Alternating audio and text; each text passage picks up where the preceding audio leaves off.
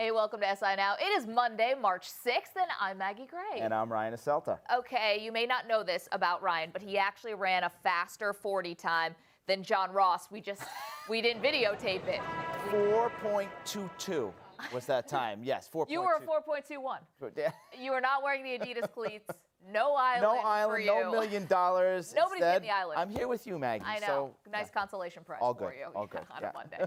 We are going to head to Indianapolis to get more combine reaction, but we begin today with the NBA. Yeah, this was Madison Square Garden on Sunday.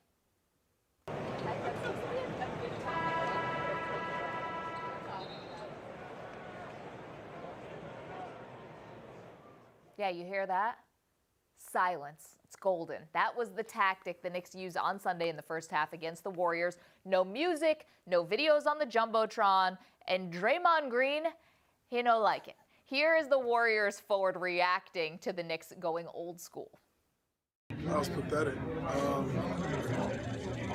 It was ridiculous. It changed the flow of the game. It changed everything. You get so used to playing the game a certain way. All right, Ryan, pathetic ploy or effective strategy by the New York Knicks? Man, I don't know if it was a ploy, and I don't think it was a strategy. I think it was, we've seen this before with the Knicks, bad execution. We've seen it plenty of times with this organization.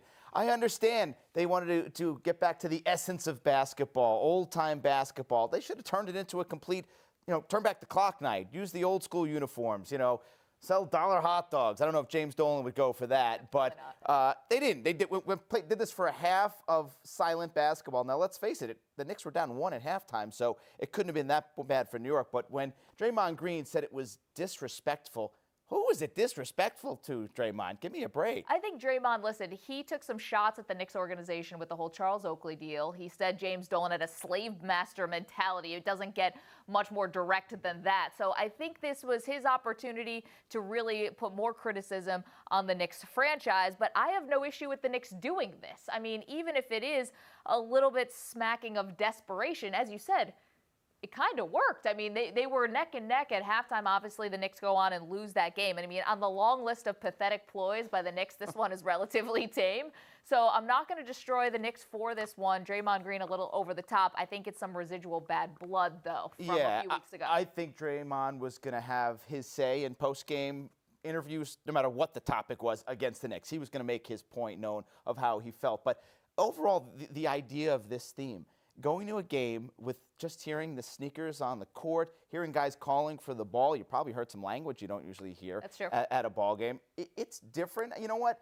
I've gone to basketball games, and I'm trying to watch the game, and I'm distracted because there's so much else going on. The video board, the music actually during the action, which is unique to sports. So, hey, a nice break. I think they could have just done a better job of letting everyone know that's what we're doing tonight, and come ready for throwback, turn back the clock night. This isn't New York to me, though. I mean, this is something maybe you do in Boston. Maybe this is something you do in Utah. This isn't something you do in either Los Angeles. Did you just compare Boston to Salt Lake City? I'm just talking about smaller markets. I don't know. No disrespect to Boston, but it's like, that old parquet floor, hearing the squeak on the shoes. That always reminds me, for some reason, of like Larry Bird. But, you don't do this in LA. You don't do this in New York. There's a reason why it's Gucci Row in the front rows of both the Garden and also of the Staples Center. They like the glitz and the glam, all of those distractions, who's, people watching and all of that. This just doesn't fit at Madison Square Garden. They could have picked a different game, too. The Warriors, that game was a nationally televised game on ABC. Is this the one you want to do this? Maybe, how about a Wednesday night against Charlotte? You do turn back the clock night. I don't know. Yeah, would have been a better choice. Well, a rough night overall last night for Russell Westbrook. His Thunder get blown out by the Mavericks. Westbrook goes 8 of 24 from the floor, including 2 of 11 from three-point land. And he gets dumped on by Mavs owner Mark Cuban, who said Russ isn't even in the MVP conversation. Maggie, Cuban has had a lot to say about Russ in the past. He says the MVP race is between LeBron and James Harden, and that is it. Is he right? No, absolutely not. Russell Westbrook is absolutely in this MVP conversation, and you only have to look at the numbers to show and tell you the story. Now, Mark Cuban has this sort of math that he's worked out in his head where he says you cannot be a superstar in this league if you have not led your team to 50 wins and not led your team to one playoff series win. Listen, Russell Westbrook may lead the Warriors to 50 wins this year. Now, if they match up against San Antonio in the first round, then no, they're probably not going to win that series. But I mean, he's been an MVP candidate all year long. Obviously, we know about averaging a triple-double, but some other less obvious stats, Ryan. Points per game, total points, that's pretty obvious. Player efficiency rating, he's #1 in the league. Plus minus, #1 in the league. Value over replacement player, #1 in the league. Usage percentage, #1 in the league. I mean, it's not just putting on a show every night. He's backing it up with his stats. Of course he's an MVP. Yeah, I agree with you because Cuban is really stressing the team aspect of this award. MVP is an individual award. Let's take it. You take Russell Westbrook away from the Thunder, my goodness, they'd be one of the worst teams in the West. He's averaging a triple-double, going to be the first since Oscar Robertson that can complete that throughout the season. You know, statistically, skill-wise, he's a contender. How much the voters take into account success of team, But it's an where's interesting the bar? debate. Because if they make the playoffs, isn't that And what's considered Cuban a saying? He's success? had to have lead his team to a playoff series win. Yeah. Well, hasn't he done that in the past? Well, without Durant. Without who? Obviously, it's a team sport. I mean, where does that argument lead us? You know what I mean? I mean, I don't know. I'm not finding logic in Cuban's argument. I think basically Cuban's saying if Dirk had to do it, then everyone else has to do it. That's, I think, what he's basically saying. Yeah, basically. I don't know. Dirk had some help, though. Let's face it. Definitely did. Sure. Tyson Chandler, Jason Terry. A little bit of help, yeah. Russ for MVP. I don't think he'll win, Maggie, but he's got to be in the top 3. I think so as well. Yeah. Moving on, shall we? The NBA NFL Combine, Scouting Combine. Is that right? Yeah, it was, big week for me at the Combine. Yeah, we know you broke John Ross's John Ross as well, yeah. All right, while the Warriors and Knicks were quietly going about their business in New York, the future of the NFL was making some serious noise in Indianapolis at the Combine. Myles Garrett may have ended the debate as to who the top pick should be, and a new player was crowned football's fastest man. Let's welcome in SI writer Joan Neeson for more on the Combine. And Joan, let's start with the most important position in the game. Of course, that's quarterback. Deshaun Watson put on quite the show at the Combine. What do you think? Has he established himself as the top QB option heading into the draft? You know, I don't know that he has yet. Obviously, his Combine performance was great, but we looked and, Mitch Trubisky's been a name that's been around for the last few months, and he didn't really disappoint anywhere. I mean, I think people were worried he was smaller than he actually is, and he measured at 6'2", like he was listed. His 40 time was right on pace with Watson's. His media went well. It sounds like his interviews went well. So I think, right now I don't think still a consensus. I was talking to a fellow NFL writer as we were leaving the Combine this weekend, and we were both saying how, after so many years of covering the game and watching how the quarterbacks go in the draft and realizing that, these scouts and GMs are often wrong, we can't claim to be quarterback evaluators. But I said, with the information I have today about Deshaun Watson and the rest of that quarterback class, if I were an NFL GM who was told you have to pick a quarterback right now, I would pick Deshaun Watson. Of course, that's incomplete information, but that's where I stand. Well, he got the Combine statistics, but also he's got game film of playing in 2 national championships Big game film, and winning one of them. Joan, as for linebackers, and the top linebackers in this year's draft, Reuben Foster, his time in Indy was cut short.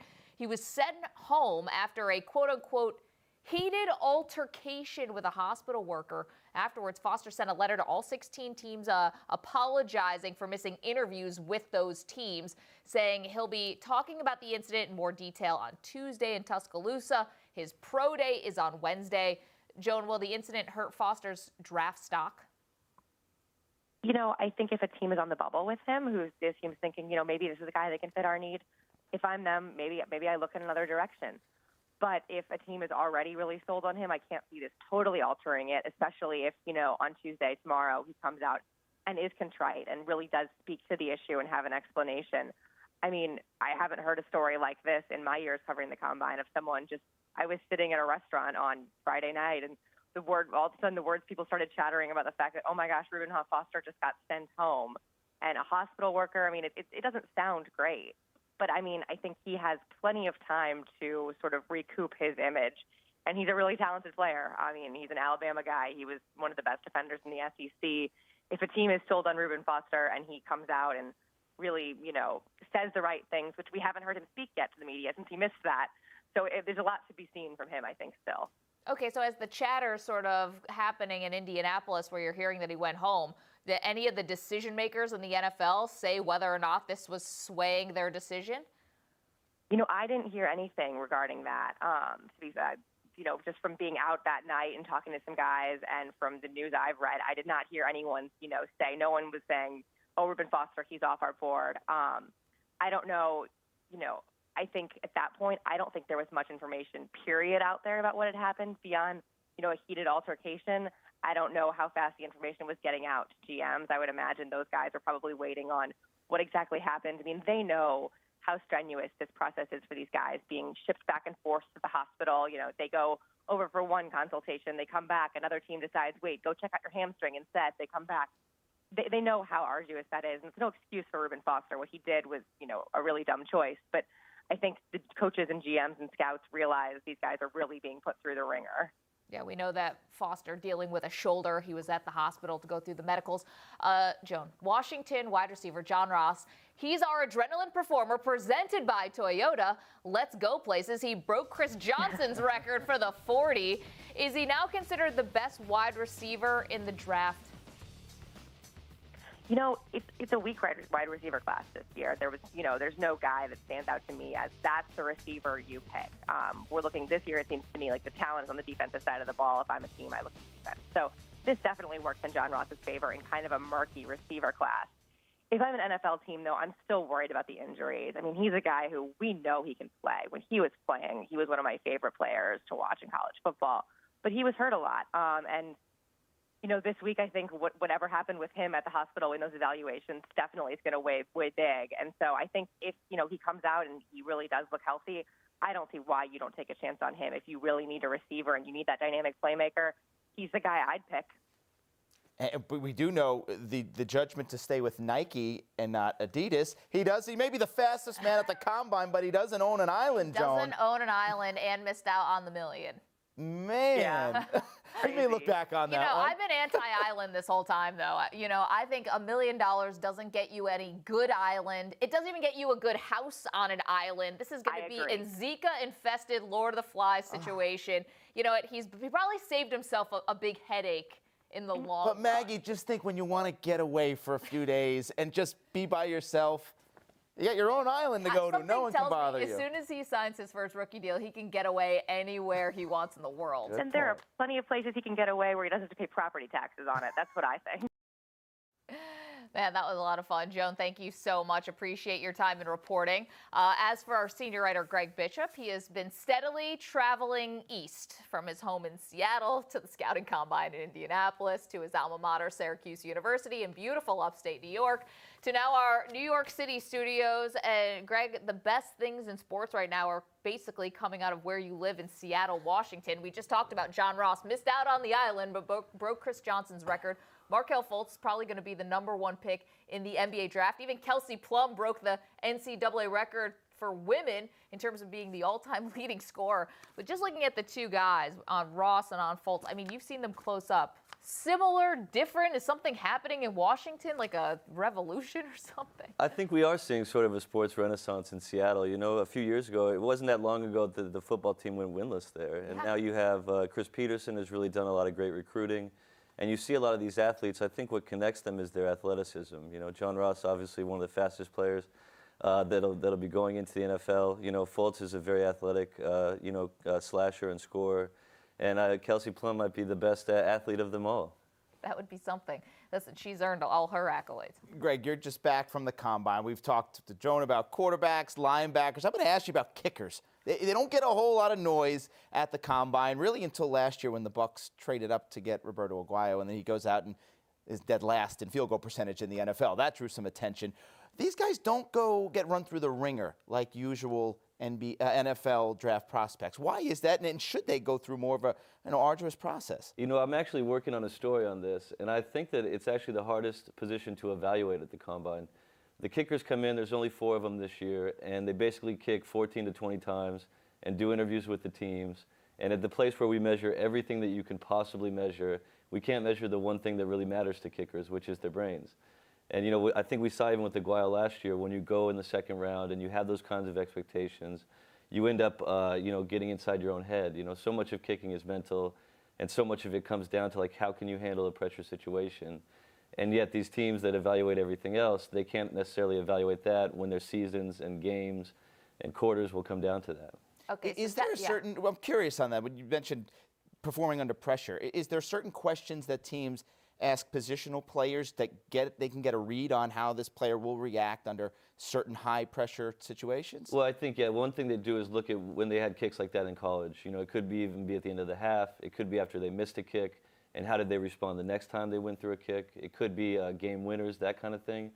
I did talk to some sports psychologists that feel like the evaluation process could be better. And what they would do is run them through scenarios where the idea is to show them missed kicks, times when a kicker really fails, and see how their body language reacts to that. They said that when you feel that situation, you could kind of show how you'll react to it in a game. You see if they get sweaty, do they get nervous, are they worried, and then you can sort of evaluate how they might handle the real thing. It's funny because it doesn't just happen with the rookies, though. Like we've seen with Blair Walsh had a little bit of a hangover after he missed that important kick, obviously, for the Vikings 2 seasons ago. Even Steven Gostkowski, I mean, he had a pretty bad year for him, considering he's one of the best kickers because of a missed kick that he had 2 years ago in a championship game. I mean, it's so mental. Sebastian Janikowski got taken in the first round. He seemed to be okay. Roberto Aguayo gets taken in the second round. He's a mess, at least for the first half of the season. Should you ever, or a team ever, draft a kicker at all? Why not just sign them as free agents and completely take the pressure off? I agree with that 100% because the common thread between all those kickers that you just mentioned is they missed very important kicks and it carried over into their next season or the season after that. I think you can find a kicker who went to Georgia State and sign him and give him the same sort of tryout. Plus, there are always kickers kind of kicking around on the waiver wire that you can bring in. Yeah.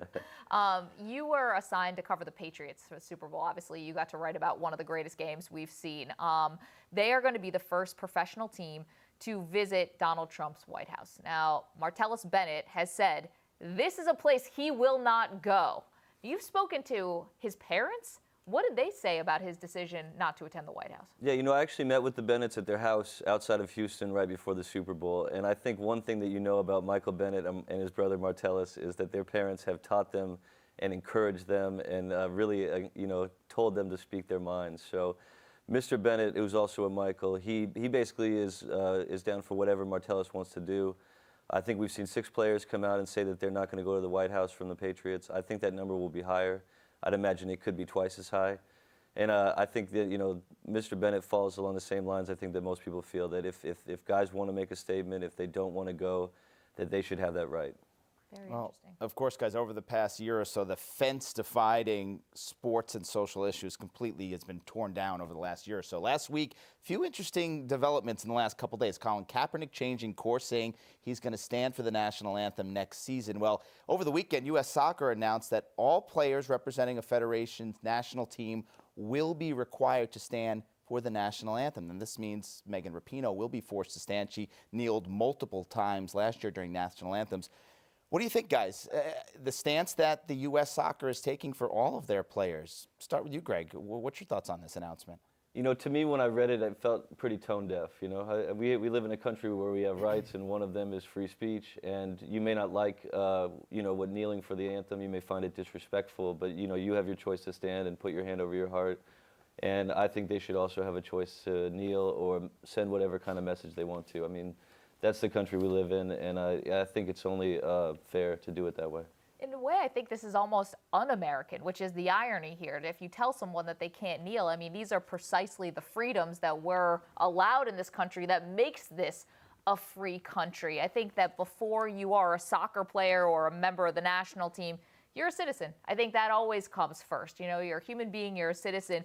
And this should be a right that they should be able to exercise. Also, it brings a lot of attention onto U.S. soccer in a way that I'm not sure they're going to like. Yeah, you guys are going to look at me kind of weird here. I don't agree with you on this one, guys. I think when it comes to the national team, you're representing more than yourself. You're representing your country. And a symbol of our country is our flag, our national anthem. And saying their players who are representing the United States are required to stand during the anthem, I think they're right on this one. We're not asking Megan Rapinoe to stand during a NWSL game when she's really representing herself and her professional team, which is a private organization. This is the country she represents, a country that is filled with people who believe many different things, have many different rights. I think making a blanket statement for the teams that you play for the United States, you stand during the United States national anthem. I think they nailed this one. Well, the one thing we know is that this will likely not hurt Megan Rapinoe's standing with the U.S. women's national team. However, for Colin Kaepernick, who says that he is not going to be kneeling this year, many people believe it's because he is looking for a new team, doesn't want to be that distraction. Greg, I mean, the football side of this, is he going to be able to find a new team, whether he's kneeling or not kneeling? What's the market like for Colin Kaepernick? Well, I think it's pretty clear that that's why he's making that decision, that he wants to give himself the best chance to be a starting quarterback in the league next year. And I think when you look at sort of his job market, you look at he did play better down the stretch last season. He did play a lot down the stretch last season. And I think you look for a team that needs a quarterback but doesn't necessarily feel like they're going to win right away, where you can take a little bit of a chance on a guy. The Jets come immediately to mind for me. A team like the Cleveland Browns would make some sense, where you're in an offense where you throw downfield, you have a little room to grow, and you're not necessarily needing to win immediately. Do you feel like teams were staying away from Kaepernick because he was kneeling? I think that teams don't like distractions, but if a player plays well enough, he'll be fine. I think you look at the Ray Rice situation, I think a team would have signed Ray Rice if he had been playing better before the incident happened. I think if Kaepernick can play, a team would tolerate the distraction, but ideally they wouldn't want to deal with it to begin with. Well, look at Earl Thomas, he's so good. Nobody's ever going to say we won't take you because you've been outspoken about social issues. Interesting, though. They're not fooling anyone with the timing of this announcement the other day. They know that the interest might not be where they want it. They're trying to find a home for him. Colin also used words like he didn't want to be a distraction to the progress that has been made.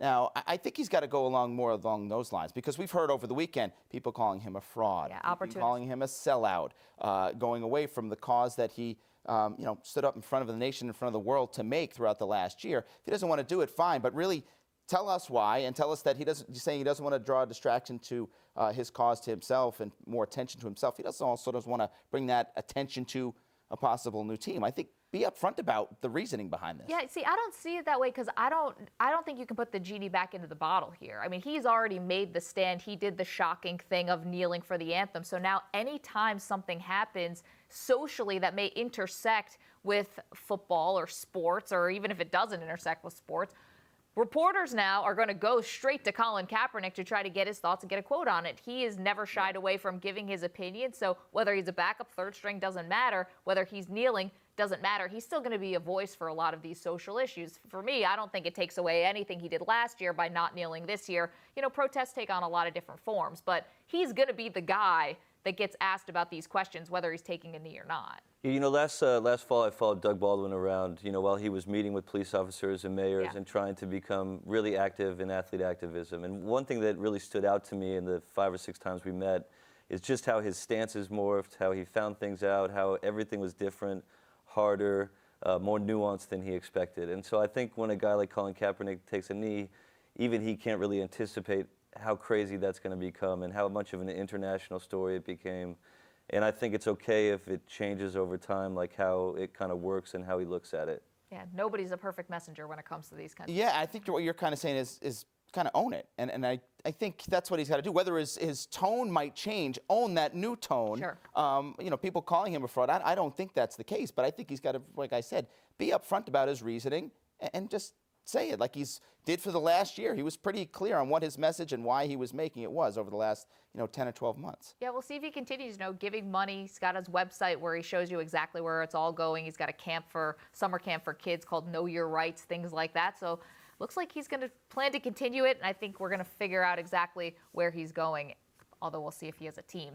Greg Bishop, always great to have you in New York City, Greg. Coming all the way from Seattle. Appreciate that. Appreciate you having me. All right, Michael Jordan was at the Duke-UNC game this weekend, celebrating the fact that his Jumpman brand is outfitting the North Carolina football team now. But what was meant to be a simple plug gave us one of the best sports quotes of all time.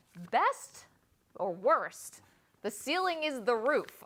So we got thinking, how does Jordan's moment compare to some of the other best of all time? Watch this. I wish you guys nothing but best. The ceiling is the roof. What? Bro, what are you talking about, man?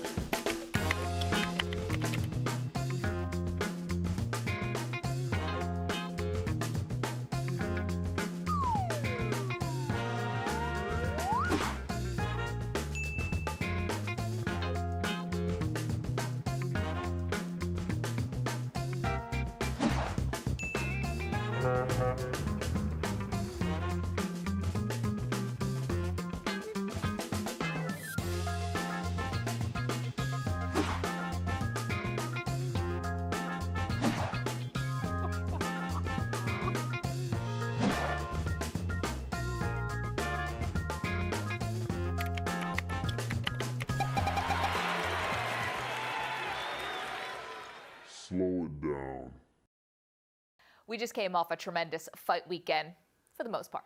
Thurman and Garcia put on a show. Woodley and Thompson had fans falling asleep. But still, the fight everyone wants to see is Mayweather and McGregor. Am I right? What's this Floyd Mayweather-Conor McGregor potential matchup? How are UFC fighters viewing this potential matchup? Does it make Conor look a little thirsty that he's going after Floyd Mayweather to get a big payday? You know, we're seeing now this potential for a boxing MMA crossover bout with Floyd Mayweather and Conor McGregor. What makes you so sure that a McGregor-Mayweather fight will not happen? That's embarrassing. Here at SI, we're going to take some of the blame for feeding into the hype. But to quote the great Roberto Duran, we now say no mas. This fight between McGregor and Floyd either needs to get booked or kick rocks. We're done feeding the beast. Even if the fight does happen, would it even live up to expectations? As fight fans, we've been down this road before. Fool me once, shame on you. Fool me twice, you know the rest. Fact is, the fight is all about the Benjamins. So until both men's signatures are written on a contract, I'm staying out of it.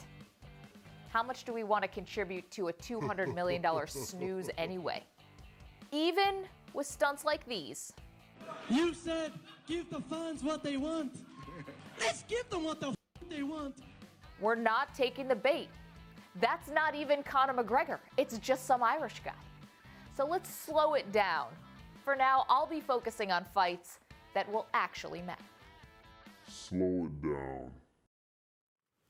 All right, Maggie. Well, there's a lot of basketball on this evening, a full slate of NBA games, and 3 conference championship games in college hoops. But here's the one thing to watch tonight, the Colonial Athletic Association Finals. Oh, College yes, of Charleston. yes. Yeah, and March Madness is here. Charleston against UNC Wilmington. Now, for those of you anxiously getting ready to fill out those brackets, this is your primer here. Keep an eye on the Wilmington Seahawks. They're 28-5, projected to be a 12 seed in the Big Dance. We all know 12 versus 5 in the tournament does pretty darn well. Last year, Wilmington pushed Duke to the brink in the first round of the NCAA tournament. This year, 3 of their top 4 scorers are back. The Seahawks, they might just be ready to make another run here. You can decide tonight whether they're your Cinderella. Charleston, meantime, no slouch. Cougars have won 25 games this season. The 2 teams split their season series. Maggie, a lot of options for viewing tonight. Yes. I hear there's a big Bachelor episode tonight on as well, There but is. will you be watching the CAA Finals? Well, considering The Bachelor is on for 3 hours tonight, hopefully I can carve out a few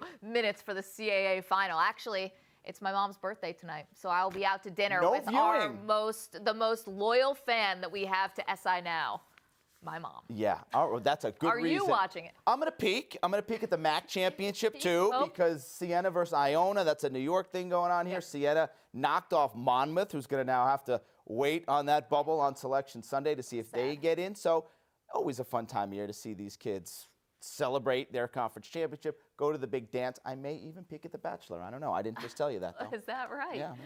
Closet Bachelor watcher. If we knew this, gosh, we would have never let you off the hook, Ryan. That's going to do it for this Monday edition of SI Now. Ryan, thanks for being here, of course. We'll be back tomorrow at 10:30 a.m. Eastern with a fresh look at all the latest sports news and obviously an update on that CAA final. Will probably lead the show. But until then, stick with SI.com and don't forget to follow us on Twitter at SI Now Live. Have a great Monday. We'll see you tomorrow.